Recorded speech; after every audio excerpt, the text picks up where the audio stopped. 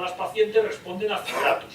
Las pacientes que tienen una enfermedad más evolucionada responden peor a fibratos, como pasa siempre. Antes no lo he dicho, los que mejor responden al ácido ursodeoxicólico son los que tienen una enfermedad menos evolucionada, menos fibrosis, menos estadio 3-4. Lo mismo pasa con los fibratos.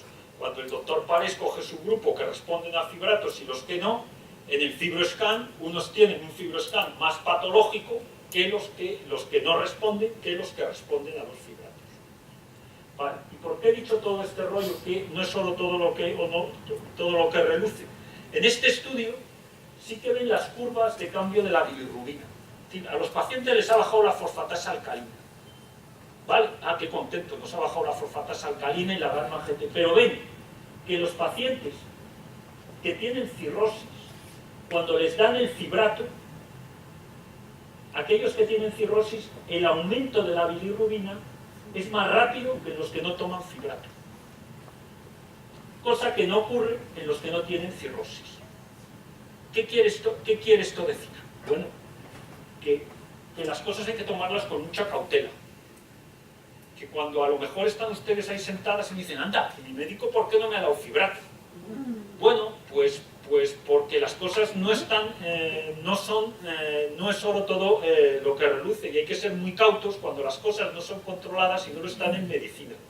Y entonces, en el Congreso Europeo de hace 15 días, sí que sale un estudio poniendo un poco de reserva, de nuevo los ingleses, los de Newcastle, los que están deprimidos, los que viven allí en el sitio de la lluvia, y bueno, y cogen muchas pacientes de toda Inglaterra, tienen una base de datos de 3.000 pacientes, porque ahí también los médicos tienen conciencia de asociación y de networking y de crear redes y demás.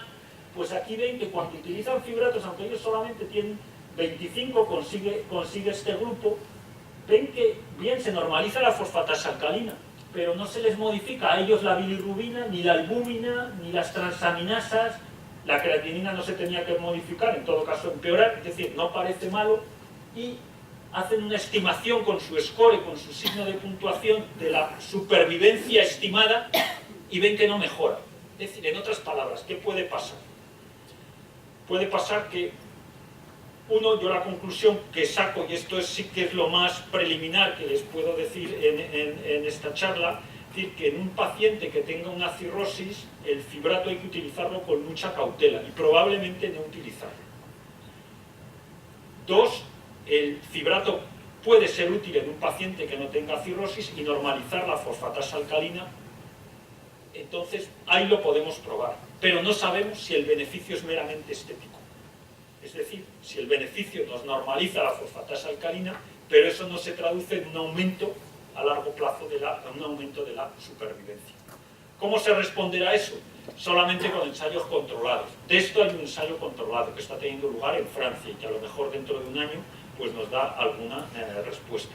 Mientras tanto, lo que les he dicho, confiar en el médico, y no decir, oiga, ha salido lo del fibrato, porque a lo mejor el primero que se precipita, bueno, pues puede meter la pata, o bueno, seguro que ha reflexionado sobre la indicación o no, sobre la pertinencia o no de utilizar ese medicamento. Y el otro medicamento del que le quería hablar es de la inmunoterapia. La inmunoterapia, bueno, esto tiene un recorrido casi desde que yo vivía aquí, lo de inmunoterapia en la cirrosis biliar primaria. Yo me acuerdo cuando estuve en Barcelona, que antes lo ponía el doctor Royuela, estaban haciendo un ensayo de ciclosporina en la cirrosis biliar primaria. La enfermedad biliar primaria pasó por ciclosporina, por metotrexate, por colchicina, por clorambucilo, por todo lo imaginable. ¿Para qué? Para corregir la inflamación. Y al final volvemos a lo del principio, que son los corticoides.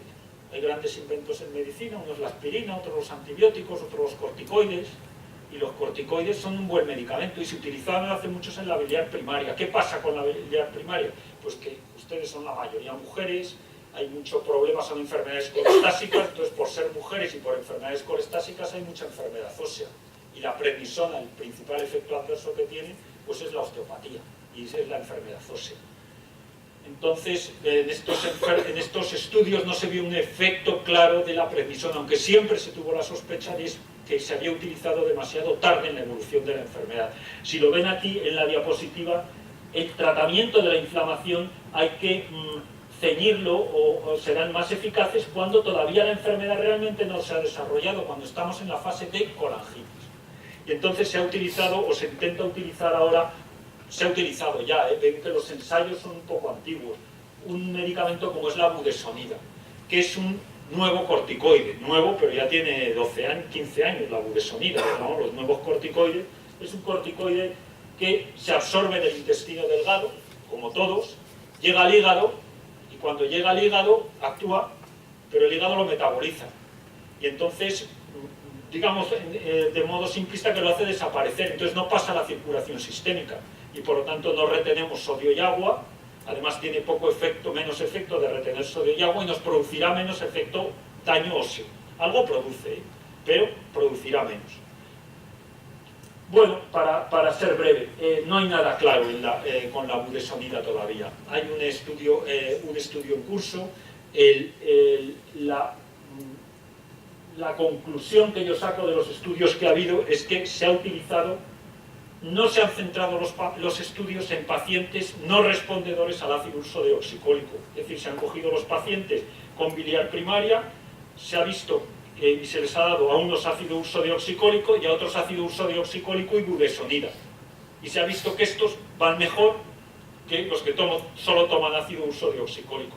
Pero no hay suficiente número de pacientes como para poder sacar subgrupos y para poder decir que la budesonida en la enfermedad biliar primaria estándar, no en los síndromes de solapamiento, pues cuándo hay que utilizarla y cómo hay que utilizarla.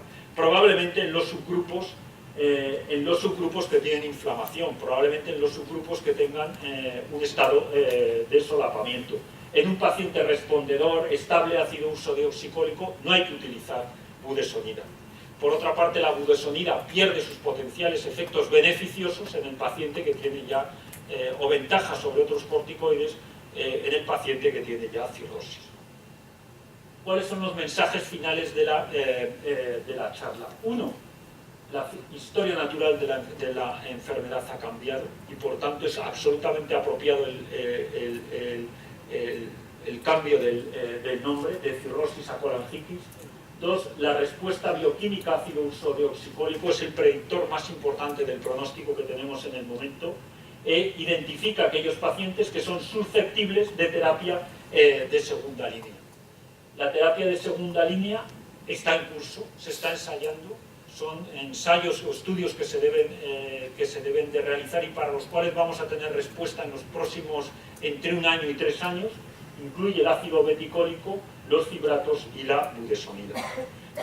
¿Cuáles son otros retos que hay en el pronóstico en la enfermedad? Bien, el fundamental es identificar los distintos subgrupos de pacientes que tengan un distinto pronóstico e identificar también precozmente a los pacientes que tengan una mala respuesta al ácido ursodeoxicólico, que no haya que esperar 1 o 2 años.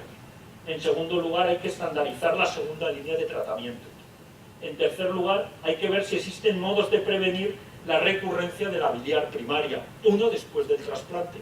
A lo mejor dando ácido ursodeoxicólico, parece que es efectivo, pero nunca nadie va a tener, a no ser que se haga un estudio, el estudio global de CBP igual da alguna respuesta, los pacientes que solo tengan antimitocondriales positivos.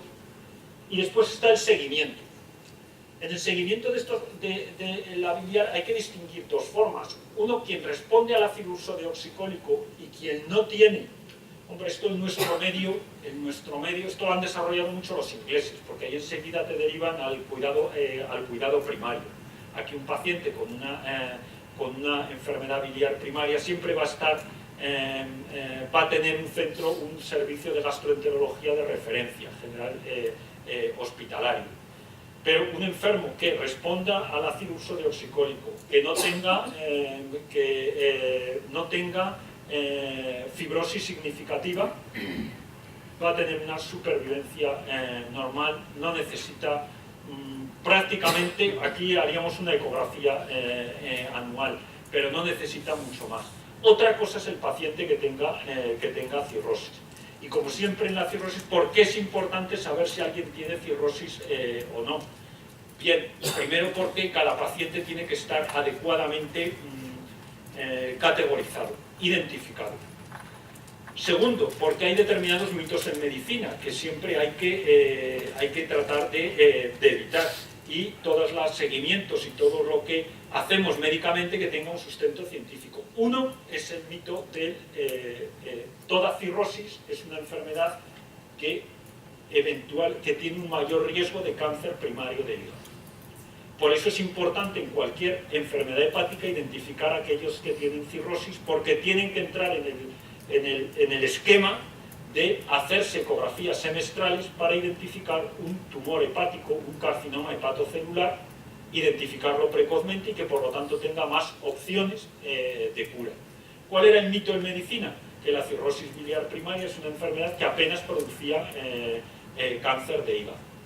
Bueno, ha salido un artículo del 2016, hace uno o dos meses en el GAT, del grupo de cirrosis biliar primaria global, en el que estudia el carcinoma hepatocelular en la cirrosis biliar primaria. Globalmente ve que su incidencia es superior al 1,5% anual, que es el límite para el que merece la pena hacer screening, para hacer cribado con ecografía. Dos, esto lo pone, bueno, al menos un poco más bajo, pero similar a otras enfermedades hepáticas para las cuales está absolutamente indicado el cribado. ¿En quiénes es más frecuente el desarrollo de carcinoma hepatocelular? En los varones, en los pocos varones que tienen esta enfermedad, en los que tienen una enfermedad con fibrosis significativa, con cirrosis, y en los no respondedores. Es decir, un varón no respondedor con cirrosis es el prototipo de paciente con biliar primaria que puede desarrollar un carcinoma hepatocelular. ¿Cómo unimos esto a otra parte de la charla? Hay que hacer un fibroscan. Antes sabíamos cómo un paciente tenía o no cirrosis, aunque solo lo sabíamos en un determinado momento, haciéndole una biopsia hepática. Hoy la biopsia hepática no se hace, sí que podemos hacer un estudio para ver si el paciente tiene o no una fibrosis significativa o una cirrosis. Esto es un fibroscan. El fibroscan ya ha entrado en la metodología diagnóstica de todos los servicios de patología, y todo paciente con una enfermedad hepática, al menos un fibroscan debe hacerse, si no anualmente, sí bianualmente. Muchas gracias por su atención.